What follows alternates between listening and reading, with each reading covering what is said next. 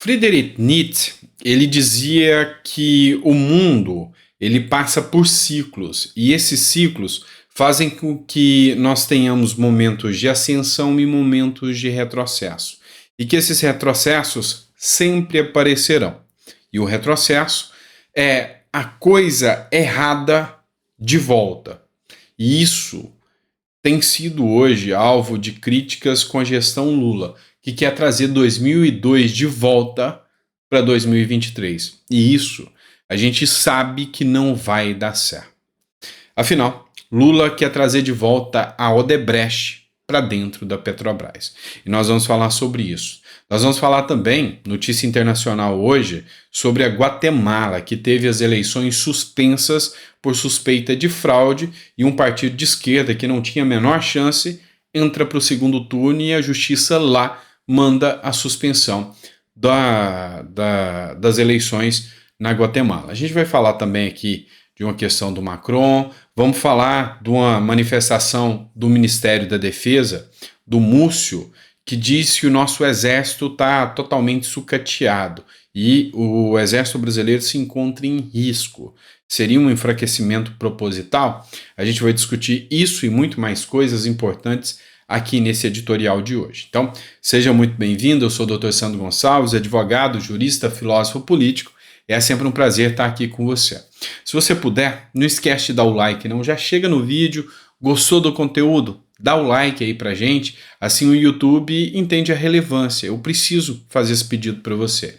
E também compartilha, manda nos grupos de WhatsApp, manda para a família, faz aí a divulgação do nosso canal, que é sempre importante para a gente alcançar o maior número de pessoas, e eu te agradeço muito por isso. E como é o segundo editorial do dia, eu sempre peço a Deus e rogo aqui que você tenha uma mesa farta e repleta de bênçãos, que nunca falte para você e para os seus entes queridos uma mesa repleta de pão, uma mesa repleta da ceia que você merece. Afinal, Deus diz que dar-te-á vida em abundância e que a abundância sempre te alcance. Bora começar com a matéria? Vamos lá? Enfim, quando eu digo retrocesso de Nietzsche, a gente consegue analisar através dessa matéria do Money Times, tá? Então, sempre que eu trago um conteúdo para vocês, eu cito a fonte. Então, Money Times traz aqui para vocês que a Petrobras vai voltar a aceitar ou aceitará de novo a Odebrecht, Andrade Gutierrez e a UTC em licitações e obras. Não é segredo para ninguém, não é novidade para ninguém os escândalos ocorridos durante a gestão petista e essas empreiteiras que foram escancaradas pela Lava Jato, provadas em primeira, segunda instância até no STJ, e depois o STF veio e anulou várias dessas condenações. A última agora, decisão do ministro Toffoli, que delimitou, ou seja, quase que anulou a planilha da Odebrecht. E aí, um dos membros da Odebrecht, que tinha declarado que realmente tinha roubado, ou seja, um réu confesso, ele teve a pena anulada. Quiçá nós brasileiros teremos que devolver o dinheiro que tinha sido fruto de roubo, ele teve que devolver esse dinheiro e nós teremos que devolver de volta, uma vez que a condenação foi anulada. Esse é o Brasil que vivemos hoje, o Brasil do retrocesso. E aí, Lula quer trazer de volta todo o Brasil de 2002 de volta, com Andrade Gutierrez, com Odebrecht, com o TC e várias outras instituições que figuraram aí os noticiários, mostrando para o brasileiro que corrupção pouca é bobagem. Enfim, esse é o retrocesso que você vai ter que encarar. E fazer o quê?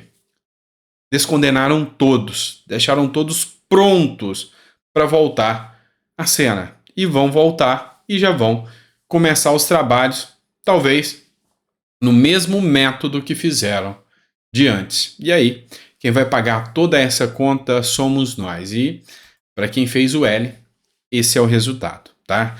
Que você fez e nós vamos pagar. Bora trazer uma matéria aqui do O Antagonista E é interessante a gente fazer uma análise e uma simetria do que aconteceu. A Justiça da Guatemala mandou suspender o resultado das eleições lá da Guatemala. Eles iam para o segundo turno. Os partidos de direita da Guatemala denunciaram irregularidades. Candidato que aparecia em 8º lugar nas pesquisas, o candidato de esquerda, ele apareceu em 2º lugar. A Suprema Corte da Guatemala ordenou neste domingo a suspensão dos resultados das eleições presidenciais no último dia 25, após denúncias de irregularidades de 9 partidos de direita. Sandra Torres, da Foto, ex-primeira-dama do país, e Bernardo Arévalo, do partido de esquerda Movimento Semilla, disputariam o segundo turno das eleições. Nas pesquisas, Arévalo aparecia em 8º lugar nas intenções de voto. Vamos lá. Um cidadão que aparecia em 8º lugar com as intenções de voto, de repente ele aparece em 2º para disputar as eleições. E aí é lógico que houve um questionamento sobre a probidade desse resultado eleitoral lá da Guatemala. E aí esse partido que é de esquerda foi questionado. Mas aí a gente tem que fazer uma análise mais aprofundada do que vem acontecendo na América Central e o que a gente pode chamar de efeito Bukele. O que é o efeito Bukele? Vou contar para vocês. Tem um certo presidente de El Salvador que ele declarou guerra contra o crime organizado. Ele construiu um super presídio, pegou todos os bandidos de gangues e facções, igual o PCC, o Comando Vermelho aqui no Brasil, enfiou dentro dessa prisão de segurança máxima e ligou um foda-se pro tal das instituições de direitos humanos. E diz que se as instituições de direitos humanos quiserem salvar o povo do seu país, que salvem o cidadão de bem. Porque o preso lá, e se essas facções resolvessem atacar a população, ele deixaria os presos sem comida. E agora ele começou a atacar, inclusive, políticos corruptos. Ele expôs a sua conta bancária e falou: agora nós vamos abrir a conta bancária de todos os políticos, inclusive os políticos anteriores, o ex-presidente. E qualquer um que tenha se enriquecido na política vai ter todos os bens tomados e esses bens serão revertidos ao povo de El Salvador. E isso está causando uma aceitação de mais de 90% desse presidente, o que está fortalecendo em toda a América Central a evolução de partidos de direita, ou seja, lá os partidos de direita estão ganhando cada vez mais força. E aí é lógico que os partidos de esquerda estão entrando em colapso nessa região da América Central. E a gente vai fazer uma análise mais aprofundada sobre isso depois para vocês. Mas para quem quiser pesquisar, entrar mais a fundo, talvez até no canal de Geopolítica a gente fale sobre isso, é o efeito Bukele, tá? Mas enfim, e na Guatemala ficou constatado essa situação. Nós temos alguma coisa relacionada a Lula e Guatemala? Não, não temos, tá? Então eu pesquisei, sempre que eu falo de um assunto, eu pesquiso as relações das gestões brasileiras com esses estados. A única coisa que eu achei para vocês em relação a Guatemala foi isso aqui: Lula manifesta apoio a líder da Guatemala acusado de assassinato. Isso aqui aconteceu em 2009, durante a gestão petista ainda. O presidente da Guatemala, à época de esquerda, o Álvaro Colom, ele era acusado de vários escândalos de corrupção, inclusive de relações com o governo brasileiro. E aí teve uma declaração de um advogado que o presidente da Guatemala tinha mandado matar uma família toda porque eles iam fazer denúncias sobre os escândalos de corrupção, e também mandou assassinar o próprio advogado. E nessa época o Lula manifestou apoio ao líder da Guatemala, que era acusado de assassinato dessas pessoas, né? E então foi mais ou menos na mesma época em que as pessoas criticavam muito o caso aqui Celso Daniel, tá? Então, só para a gente fazer essa reflexão, porque é interessante fazer essa ligação de fatos que acontecem em países lá no exterior e fatos que acontecem aqui no Brasil.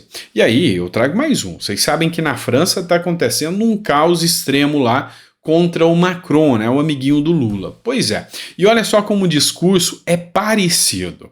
Lá, devido ao caos que está gerando, olha só, o Macron disse que a culpa desse caos é os videogames e também as redes sociais que estão contribuindo para esse caos na França. Segundo Macron, as plataformas digitais desempenharam um papel significativo nos eventos que ocorreram nos últimos dias, afirmou Macron durante uma reunião de emergência. Gente, aos poucos a gente vê esse discurso de silenciar as redes sociais ganhando cada vez mais força, ganhando cada vez mais escopo. Isso em vários países, principalmente naqueles países em que a gestão é de esquerda. E você vê essa manifestação do Macron aqui, você vê a similaridade do discurso. Lula tinha dito que os ataques nas escolas aqui no Brasil se dão por causa dos games e por causa das redes sociais. O ministro da Justiça, Flávio Dino, que é declaradamente comunista, também disse que é preciso regulamentar as redes sociais porque o avanço da violência no Brasil se deve às redes sociais. O discurso é sempre parecido, o discurso é sempre o mesmo. Vamos lá, mais uma matéria para vocês, essa da Sociedade Militar. Essa é uma das revistas mais renomadas quando se fala de questões militares. Defesa Nacional em risco. Comandantes das Forças Armadas estão preocupados com o orçamento militar insuficiente. Seria isso uma mera coincidência ou não? Hoje, no Brasil, gastamos cerca de 1% do PIB com o Exército Brasileiro, mantendo os generais, mantendo a força do Exército. E o Múcio foi pedir ao Congresso Nacional, que é lá no Congresso que a lei orçamentária é aprovada, que houvesse a dobra desse recurso para o Exército, ou seja, de 2% do PIB nacional, ou seja, do orçamento nacional, seja destinado ao Exército. Lá aconteceu muitos casos interessantes. Um deles, o Ricardo Salles, que é deputado federal aqui pelo estado de São Paulo, falou muitas verdades e muita coisa para o Exército. Falou da ineficiência do Exército, falou que o Exército traiu o Brasil em 2 vezes. Uma delas foi quando Dom Pedro caiu e outra foi quando o povo pediu ajuda e o Exército não estava lá para ajudar ou para ouvir o povo quando houve prisões aí em massa e o Exército simplesmente enganou o povo, falando que só ia passar em uma solicitação de dados, pegar dados e levou todo mundo e tacou dentro de um ginásio. Então foram falas do Ricardo Salles, isso em audiência pública, está aberta para quem quiser ver. Mas enfim, a gente percebe que desde que a gestão Lula assumiu, há sim um enfraquecimento do Exército, um enfraquecimento das forças militares. Aí você vai deixar o comentário para mim, merecido ou não? Na minha visão, sim, bem merecido. E eu acho que não vai fazer muita diferença se ter recurso envolvido ou não para o Exército. Acho que não vão fazer muita diferença em relação a isso. Mas você vai ter que deixar seu comentário aí também. Vamos lá, tem mais matéria para vocês e essa aqui é da revista Cruzoé, que eu achei bem interessante. Os casais poderosos do STF. Esposas de ministros que trabalham em escritórios de advocacia levantam questionamento sobre conflitos e interesses. Uma pergunta que não quer calar é: por que o amigo e advogado de Lula, Cristiano Zanin, aceita sair de um escritório onde ele fatura milhões de reais por mês para ganhar 44 mil como ministro do Supremo Tribunal Federal? Aonde estaria a lógica financeira em uma questão como essa? E a lógica financeira, ela começa a ser desvendada aqui. Assim como o Zanin assumiu, as esposas dos ministros tomam conta ainda dos seus escritórios. E com isso, é lógico que o diálogo fica fácil esses escritórios terem um diálogo maior com ministros do Supremo Tribunal Federal, é o que acusa aqui a revista Cruzoé. E aqui ela fala, o episódio marca a consolidação de mais um casal poderoso na aristocracia de Brasília. Isso porque a Valesca Teixeira Zanin Martins, cônjuge do advogado de Lula, continuará tocando sem o marido o escritório de advocacia que mantém em São Paulo e em Brasília.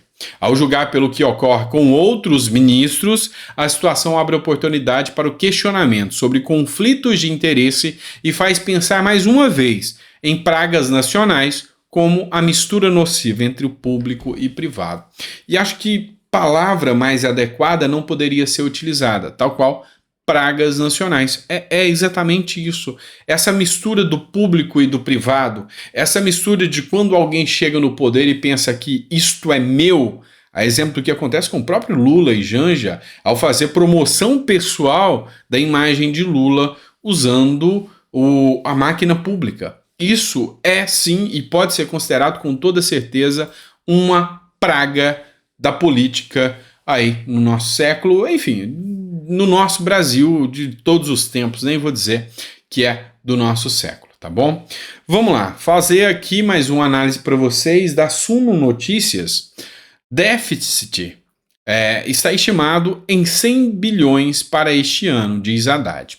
O ministro da Fazenda, Fernando Haddad, afirmou que estima encerrar o ano com déficit da União em 100 bilhões, o que equivale a cerca de 1% do produto interno bruto, o PIB do país. E para 2024, ele imagina que possa extrapolar os 110 bilhões. Ou seja, o dinheiro público vai escoando pelo ralo e nós teremos que pagar cada vez mais impostos para isso. Lula está preparando aí a tal reforma tributária. E essa reforma tributária, ela vai ser nefasta. Vai ser uma reforma tributária que está sofrendo muitas e muitas críticas. Vai ter um poder tão devastador que, inclusive, vai aumentar o valor da cesta básica a cerca de 60%.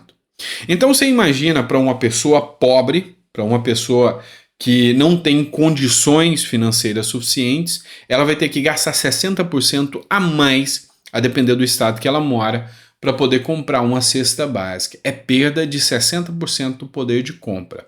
Famílias super endividadas, famílias com renda baixa, famílias com uma estrutura financeira caótica e agora com menos poder de compra ainda. Este é o projeto econômico que vigora no Brasil. Falando ainda sobre a questão da fala de Lula, de Maduro, de Venezuela, que a gente precisa relembrar para que esse assunto nunca caia no esquecimento, eu tenho que tirar o chapéu para uma entrevista que aconteceu na Globo News. O repórter da Globo News pegou a Tebet de jeito aqui e apertou ela para que ela respondesse sobre o caso da democracia relativa. E ela, igual um sabão, escorregou e não falou nada. Mas eu quero fazer uma análise assim que você ouvir essa fala da Tebet aqui. Dá uma análise aqui comigo. Eu começo perguntando o seguinte: quando a senhora foi declarar o seu apoio ao então candidato Lula no ano passado, a senhora disse: o meu grito é pela defesa da democracia, no final do seu discurso. Ontem, ao responder sobre a Venezuela, o presidente Lula disse que democracia é um conceito relativo. O que a senhora achou dessa declaração? A senhora concorda que democracia é um conceito relativo? Bom, bom dia. Eu estou com o microfone na lapela, eu esqueci aqui, já ia buscando o microfone do Victor. Bom dia, Victor. Bom dia, Marina. Bom dia, Beth. Bom dia para todos os assinantes. Cada um tem a sua interpretação de democracia. O importante é que eu e o presidente Lula entendemos a democracia da mesma forma, né? Ou seja, ela declara aqui que ela também tem a visão que democracia é relativa. Será que o STF vai investigá-la também? Será que o STF vai apurar essas falas também? Como relativo? Eu não sei em que contexto o presidente quis dizer, mas andando não só no segundo turno e agora tendo a honra de estar ao lado do presidente como ministra do Planejamento e Orçamento, tendo inclusive toda a liberdade nessa frente ampla de apoio ao governo, governo, não é o governo do PT, mas um governo de frente ampla pela democracia, e conhecendo não só a história do presidente Lula, mas aquilo que ele determina hoje para os seus ministros, eu posso garantir que eu e o presidente Lula temos o mesmo conceito de democracia. Democracia é um direito fundamental, absoluto, irrevogável do povo brasileiro. E é isso que importa. Democracia é o direito de ir e vir, o direito de ir às urnas, poder votar, né? O direito do povo brasileiro poder se expressar e, obviamente, poucas são as limitações numa democracia. A única e basicamente a mais importante, e aí sim, absoluta, ninguém pode atentar contra a democracia e sair impune.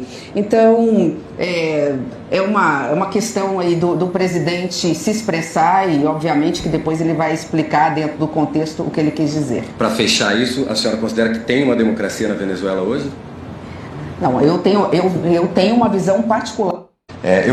Aqui ela não quis explicar, ela falou que tem uma visão particular sobre isso que não ia comentar.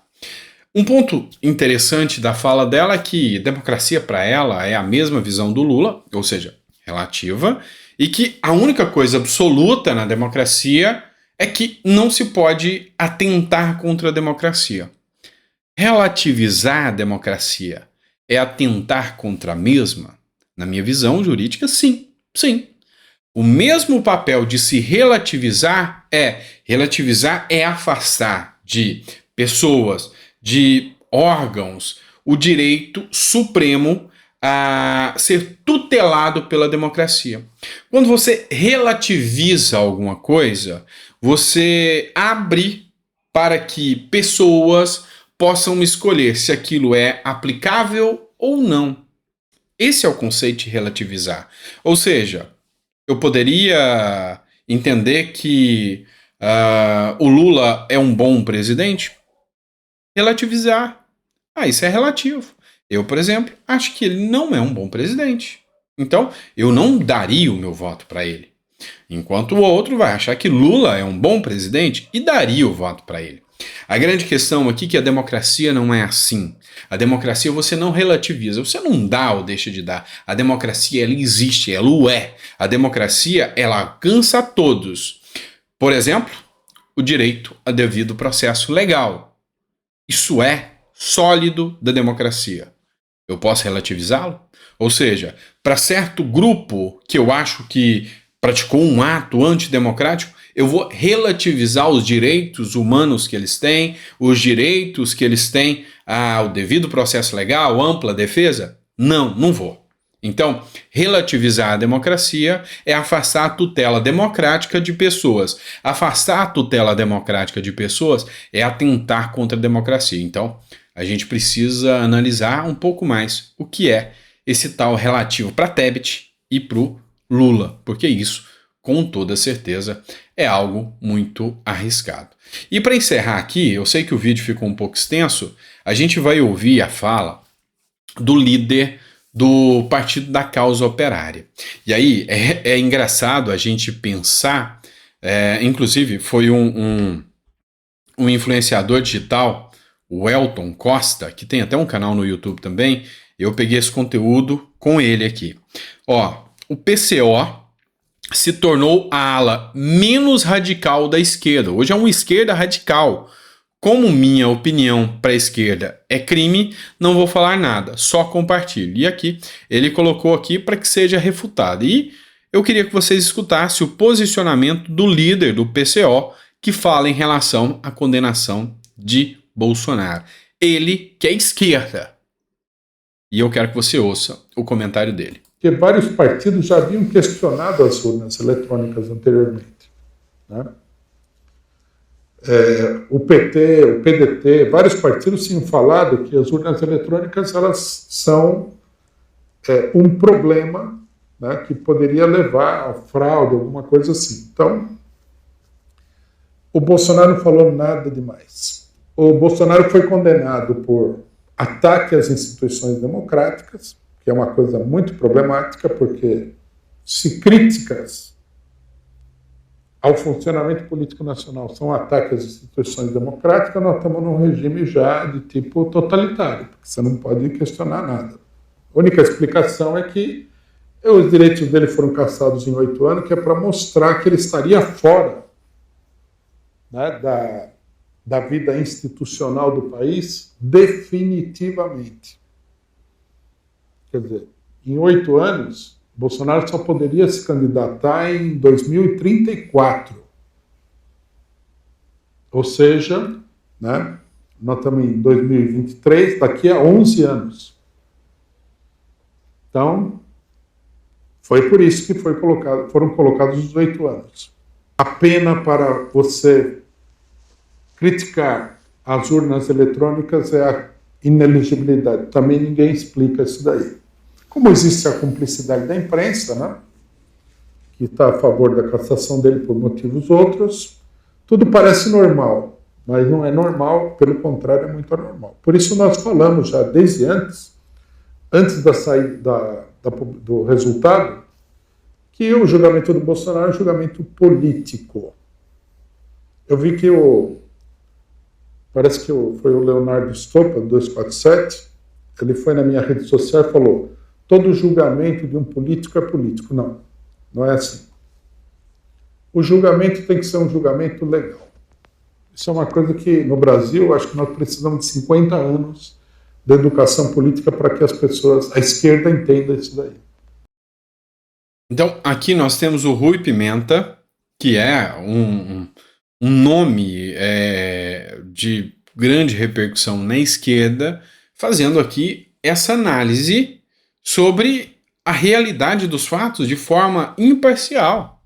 Ou seja, ele, como membro do PCO, o Partido da Causa Operária, de esquerda, ele tira a animosidade de lado e faz uma análise crítica aqui.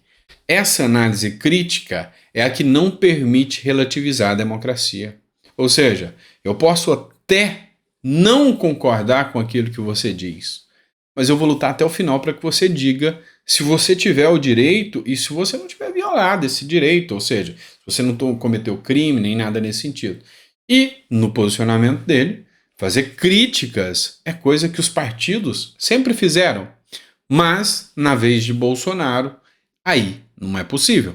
Ou seja, será que há uma igualdade de concepções aqui na nossa democracia?